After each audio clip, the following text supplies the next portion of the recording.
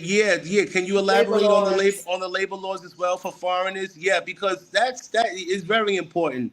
I find it that a lot of these I wouldn't just say foreigners, but local businessmen. They they don't like paying for insurance to insure their employees and stuff. So in the event you open up a business and you have an employee and you do not provide insurance for that employee, what happens in the event? In the event that happened, what happened? Okay. This is, and I'm telling you because this is what happened to me when me and my brother, we opened what you would call like a bike repair shop where we would sell pieces and everything. And I took over the shop for 3 years and we had an employee. Uh-huh. And we didn't used to pay him. We didn't pay insurance and all that because the business wasn't that thriving. And it's something that it's really not mandated. So what you do is instead of contract that, you just pay him the salary so he can contract it in a sense. I know it doesn't sound right? It's like, oh no, the business is supposed to. If the business is big, if it's a big corporation, then yes, it's mandated. Now, let's say it's like, oh, your employee quits or whatever. He's been working for you for 3 years, right? You're supposed to pay him a severance pay. That's all they can claim. And when they go to the tribunal of job, there's always a set rate of how much. Let's say you're paying your employee 10,000 pesos a month, right? That's like $200 a month. He works 7 days a week or whatever. When he comes up with the claim, which is automatically calculated on the internet, they actually have a site for that. You will know how much you would have to pay him at the end of the day, how much is, it's a percentage of their total salary. Let's say their insurance is a 5%, et cetera, et cetera, et cetera.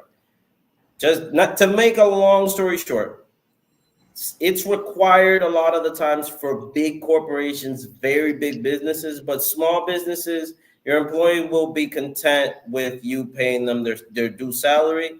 And when they decide to leave, you just pay them their proper severance. You don't have to worry about, oh, someone's going to sue me because I didn't have an insurance, or someone's going to sue me because I didn't have this or that. So I wait, don't you know if mean to I'm tell getting me? it across. I'm sorry to cut you off. So you mean to tell me that if a person that's been employed with you for 3 years and they decide that they want to just up and leave, they're entitled to a severance pay? Yes. Wow. Yes. Wow. That's if, or listen to this, because it really depends, because that's part of the, the law is shifting like that. You have to have a proper motive to leaving, properly notify, and etc. But they are entitled to a severance pay. Now, this is something which her son is doing basically because he has a company, and that you can decide to give them their severance pay at a certain amount of time. Let's say every 3 months, you give them like a bonus and you call that the severance pay. Let's say it's a 5% of whatever they've been being paid for the last 3 months. It's 10,000 pesos, 10%. Let's say you're giving them a bonus of 3,000, but then when they quit, you won't have to give them all of that severance pay together. At one time, because you gave it to them Exactly. Okay. Exactly. But just remember one thing, and I can't stress that enough. Have all your things in paper. Make sure that they sign that they receive it. Make sure that they sign a receipt that they received this, because you know that a lot of people, like we said, we're people of our word, but there's a lot of people that don't care. Though even after you've been paying them properly, they can go to the labor court and say that you haven't ever paid them a dime. And it's going to be hard for you to prove if you don't have anything to prove. It's like, I've been paying them every time. It's like, okay, how can you prove that? And on the holiday, Christmas, you have to and that's something that a lot of people don't know here. When it's Christmas time, it's by law.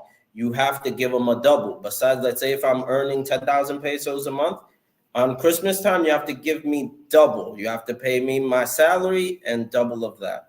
That's required by law. Now, what and a lot of people don't. That's whether it's a small corporate, big company, small, no matter what. Yes. No matter what, that is required. That is just the thing. Now, there's a lot of people that decide it's like, oh, I don't have to do that because I'm not paying you a salary. That could get you a lot of, because there's a lot of people that earn money by commission or you're a waiter and etc. But exactly, don't try to skim out on that, because that will get you in more trouble than you could ever imagine. Okay. Yeah, they're very strict with that particular thing.